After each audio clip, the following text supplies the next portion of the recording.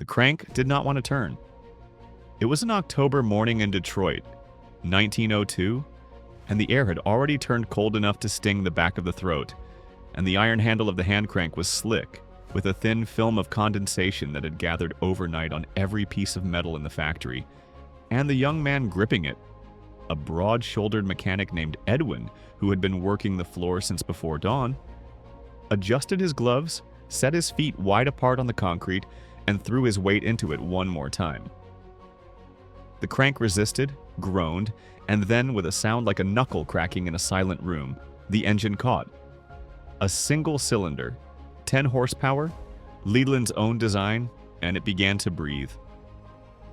It coughed once, twice, then settled into a rhythm.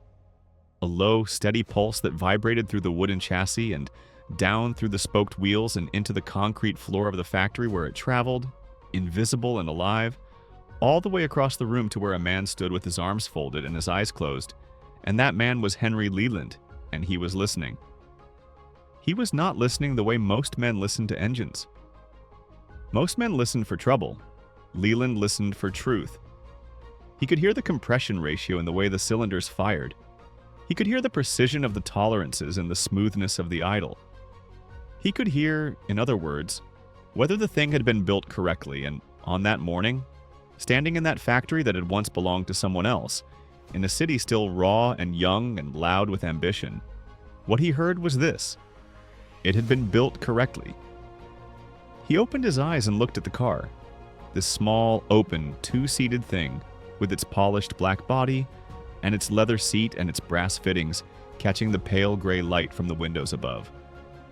And he felt something settle in his chest, something quiet and certain, the way a stone settles at the bottom of a well. 7 months earlier, he had never planned to build a car at all. 7 months earlier, he had been called to this very factory not to wake it up, but to shut it down.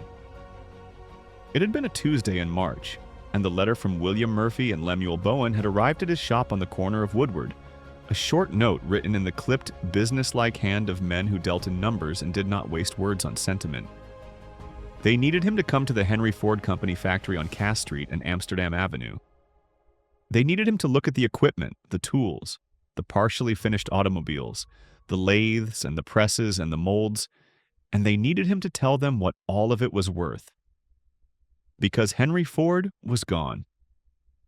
Ford had left the company 3 weeks before, taking his best men with him, walking out after a quarrel with his investors that had started over money and ended over pride, the way these things always do. The factory was empty. The orders had dried up. Murphy and Bowen wanted to sell everything and walk away, and Leland was the man they trusted to tell them how much walking away would cost. So he went. He went on a gray Wednesday morning, and he walked through the doors of that factory for the first time, and what he saw was not what they expected him to see. They expected him to see a corpse, a dead company, machinery that could be carted off and sold to other shops for a fraction of what it had cost. But Leland did not see a corpse. Leland saw a body that had simply stopped breathing, and he understood in the way that only a man who had spent his entire life inside the belly of engines and machines could understand, that this body could be made to breathe again. He had come to Detroit from Vermont as a young man, apprenticed to a machinist, and he had learned the trade the old way, with his hands and his eyes and a patience that bordered on the obsessive. He learned to measure metal to tolerances so tight that most other men in the industry considered them impossible. 1/1000th of an inch. 1/10,000th of an inch. Leland understood that precision was not vanity. It was not a luxury or an affectation.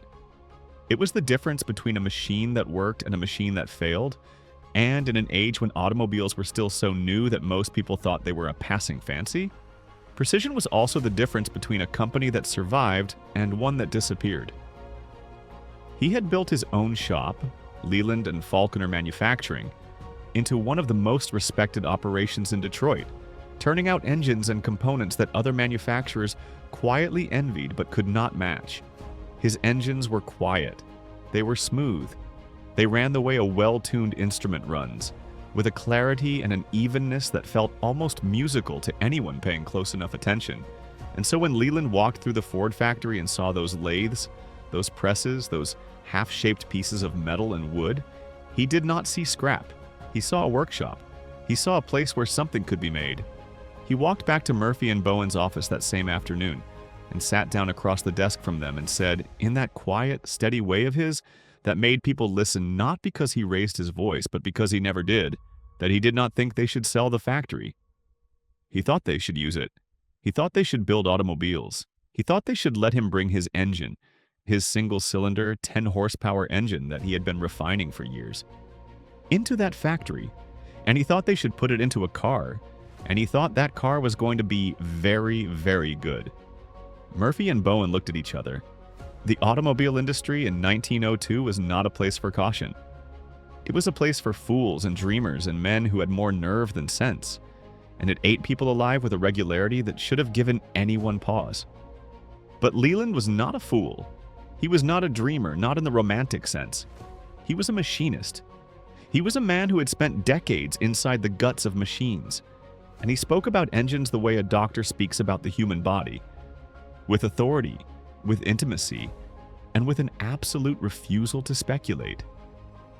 They said yes. They said yes because Leland's reputation was earned and not given, because his parts were the finest in Detroit, and because somewhere underneath the risk and the uncertainty, they understood that a man like Leland did not make promises he could not keep. On August 22, 1902, the Cadillac Automobile Company was officially born, and it was born in that same factory on that same corner of Cass Street and Amsterdam Avenue, in the exact space where Henry Ford's first venture had come to its quiet end. The name was Leland's choice, and it was not an accident. Antoine de la Mothe Cadillac, a Frenchman, an explorer, a man who had sailed across an ocean and walked into a wilderness and looked at a muddy stretch of riverbank in 1701 and declared that here, on this spot, a great city would rise. And a great city did rise. Detroit. The city where automobiles were beginning to be born, one after another like sparks from a single fire. Leland chose the name because he understood that a name carries weight, that it carries the memory of the man it belongs to. And Antoine de la Mothe Cadillac was a man who had looked at something that did not yet exist and believed in it anyway. And that Leland thought was exactly the right kind of man to have a car company named after him. The crest, too, was deliberate. It was drawn from Antoine's coat of arms, a wreath curling around a shield, birds perched at its edges like sentinels.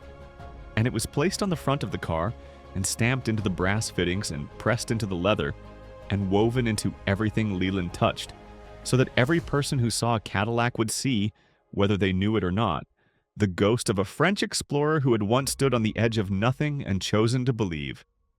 The weeks that followed the company's founding were quiet, unglamorous weeks. No one was watching, no reporters came, no crowds gathered at the factory doors. It was simply men working. Leland and his crew, many of them borrowed or hired from Leland and Falconer, bending over workbenches and lathes, shaping wood and cutting metal and fitting parts together with a care that bordered on the ceremonial. Leland supervised everything. He checked every measurement. He ran his hands over every surface. He listened to every engine as it was assembled, the way a parent listens to a child's breathing in the middle of the night, attentively, anxiously, with a love that was inseparable from worry. The car they were building was not complicated by later standards.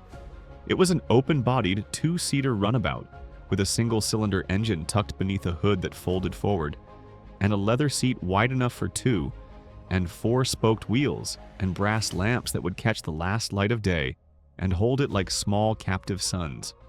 There was also a version called the tonneau, which carried passengers behind the driver in an enclosed rear section, a small luxury for the era. Neither car was flashy. Neither car was meant to turn heads in the way that speed or size or extravagance might. They were meant to work. They were meant to be reliable, to be precise, to be the kind of car that a man could trust the way he trusted a good tool. Completely without hesitation, without the quiet dread that came from knowing that the thing might fail him at the worst possible moment. And so it was that on that October morning when Edwin threw his weight into the crank, and the engine caught and the sound filled the factory like a living thing waking up, Leland closed his eyes and listened, and what he heard confirmed everything he had believed since March. The car was good. It was, in fact, better than good. It was the best thing he had ever built, and he had built a great many things. The first test drive happened that same day. Leland climbed into the driver's seat himself, gripping the tiller. There was no steering wheel yet, only a lever that turned the front wheels. And Edwin cranked the engine again, and the car moved. It moved out of the factory and onto the street, and the sound it made was a quiet, even purr. Nothing like the coughing, backfiring, smoke-belching machines that most people had come to associate with automobiles. People on the sidewalk stopped and watched. A woman carrying a basket of bread paused at the corner and stared. A boy on a bicycle slowed down to ride alongside, his mouth open. The car moved through Detroit like a rumor, like a whisper that something had changed, and Leland drove it with his eyes forward and his hands steady on the tiller. And he did not smile because Henry Leland was not a man who smiled easily, but something in his face shifted. A softening around the eyes, a loosening of the jaw, that anyone who knew him well would have recognized as the closest thing he had to joy. By the end of that year, the Cadillac Runabout and the Tonneau were finished.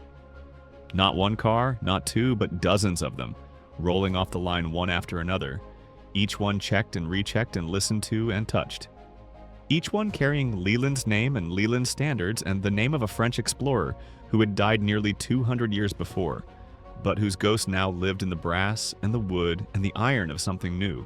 In January of 1903, the cars were loaded onto trains and shipped to New York, where they were placed on the floor of the auto show, that great annual gathering where the industry put its best and newest things on display for the world to see.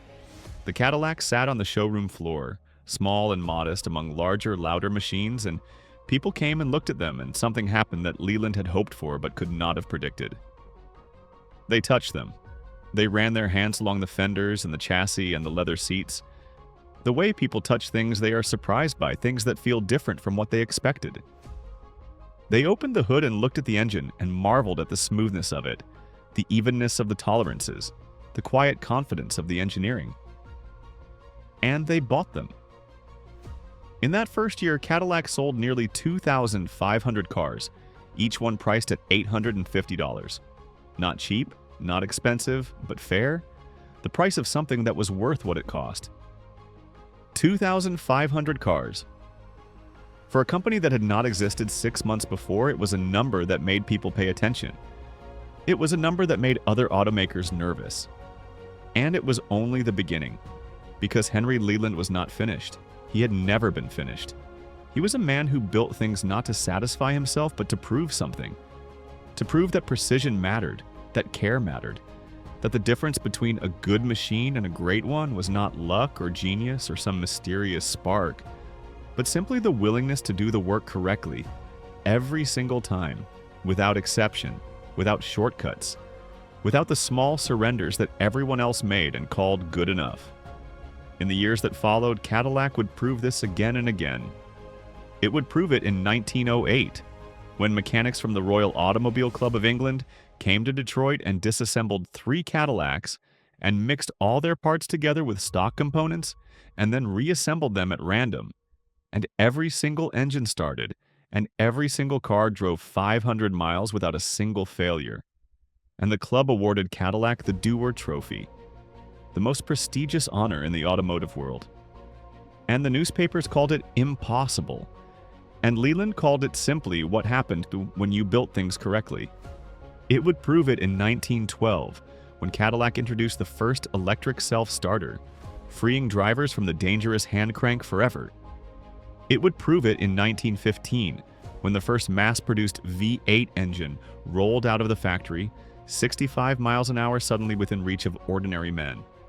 And it would prove it in 1909, when General Motors came and bought the company for $4.5 million in stock, and the world understood that Cadillac was not just a car, it was a standard, it was a promise.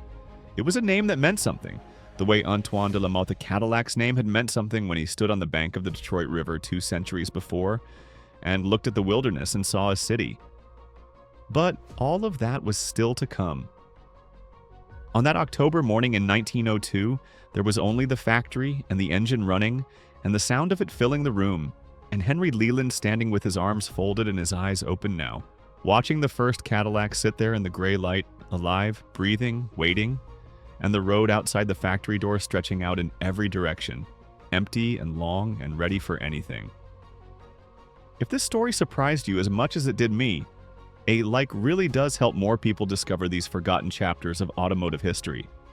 And if you're not subscribed yet, come join us. I've got plenty more stories like this one coming.